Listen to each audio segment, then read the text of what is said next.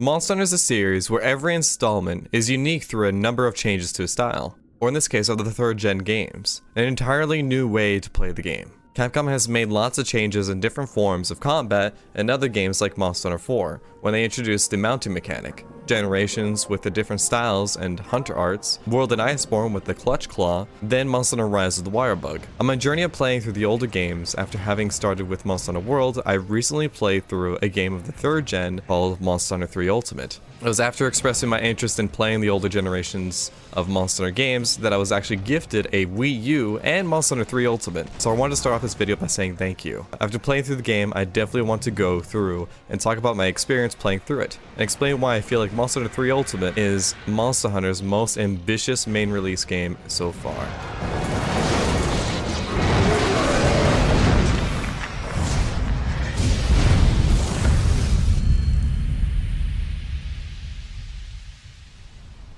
Before we get further into the video, I live stream on Twitch. I'm currently playing through Monster Hunter Rise on PC, and we'll be getting back into Monster Hunter Generations Ultimate to grind to 999. We have a lot in store for Monster Hunter, so I would love to see you there. Ready. Fight!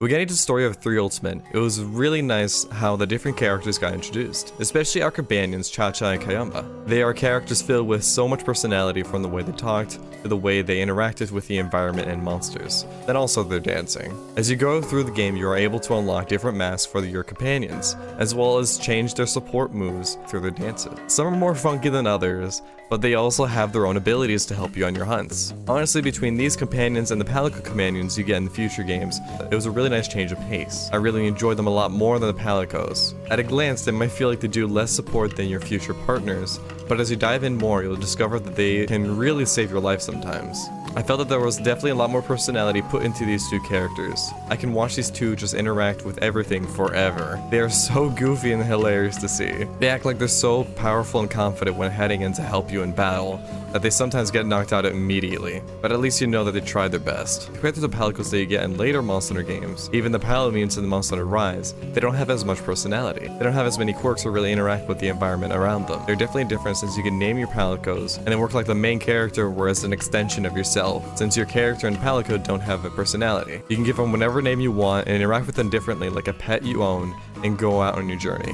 The way you run into them is really fun. As you go on your hunts and the village quests, you start running into them as they are in danger. Cha-Cha with Jaggy and Kayamba with Durambros, which is a pain for me to fight, and my first real wall in the game, with its monstrous health, and myself not being prepared with healing items. Overall, the Hunter's Companions are definitely one of my favorite parts about the game for sure.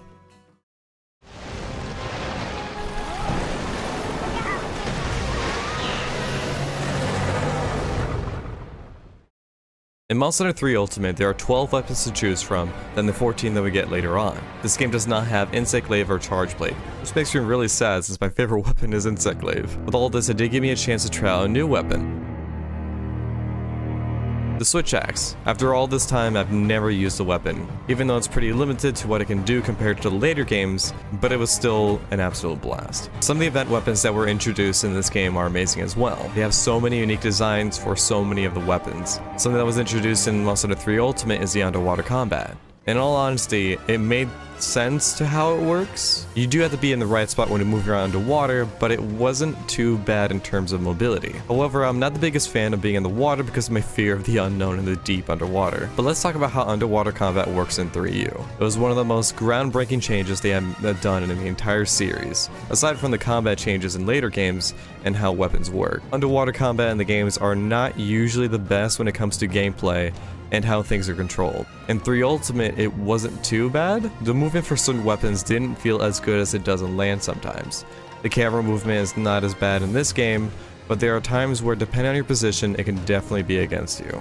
It can take some time to get used to as well, as your character moves in whatever direction your camera is facing. There's also no Superman diving underwater, so if there's a big attack coming at you, then there's no way to dodge it, other than trying to swim away before the attack comes. There are also weather weapons like the Greatsword, which is argued to not be the best underwater, but there are also other weapons like Longsword and Lance and Switch Axe that felt pretty good underwater as well as land. Keeping up with your air meter wasn't too much of a hassle, It just felt like something to keep track of, similar to the cold and hot drinks. Other than feeling like you're in life support about to die whenever you're already out of oxygen. The movement in the water was something I felt made sense for each of the weapons they have in the game, with how they compare to out of water. Throughout playing this game as well, I have realized I have a fear of the unknown in the water, so fighting with different monsters creeping out of the shadows and racing towards you absolutely terrifies me. So whenever there's underwater combat, my heart races. This is especially true when fighting against one of the many new monsters. See this.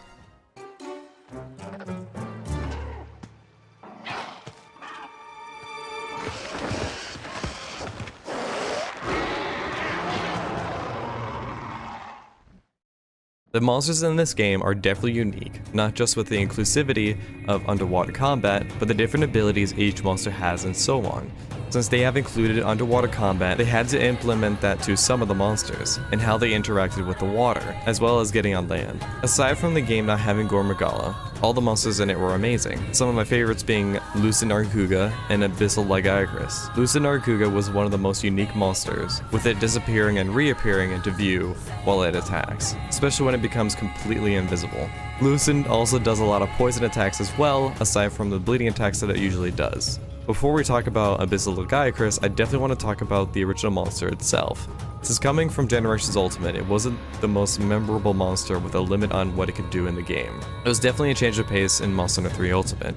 He has such a large variety of moves on both land and underwater, like it's spiraling towards you and destroying things in your path. It can also send out a shockwave as well, and if you aren't careful, it can do some serious damage. Then with the Abyssal Lagi, apart from the fight being only underwater, we have a few added moves like shooting out whirlpools to get rid of your air supply. It also has electric attacks cranked up 10 times. Underwater combat definitely made it shine for a lot of monsters that were meant to be in there. One of the most interesting fights was Cetus. This colossal monster coming into view was insane. When I first fought it, I was mostly looking at it in awe as it went through the area, later realizing I should probably attack it. The location was insane as well. Definitely an amazing final area, along with the music.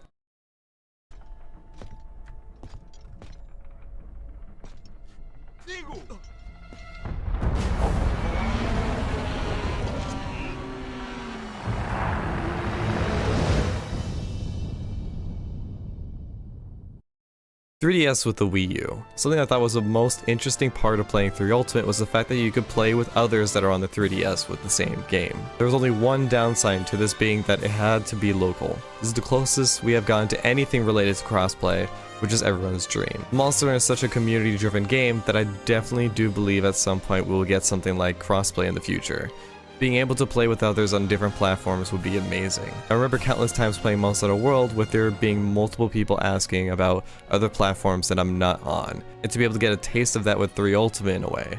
I feel like to be able to play with other people on different platforms would definitely create more memories. It will definitely be something that could bring the community closer together than it ever has been. Who knows, it might be something that is closer than you think.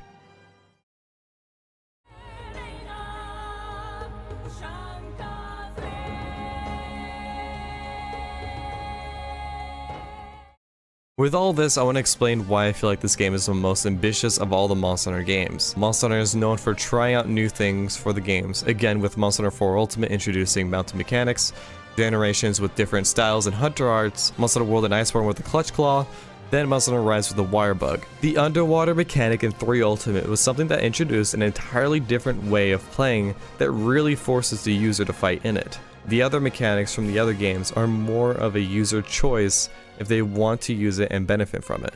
Underwater combat isn't necessarily a choice, however, but instead an entire fundament of the game. You can choose to use the styles, Clutch Claw, Wire Bug, and mountain mechanics in the other games, but 3U changed the game style, not how the hunter interacted with the monster.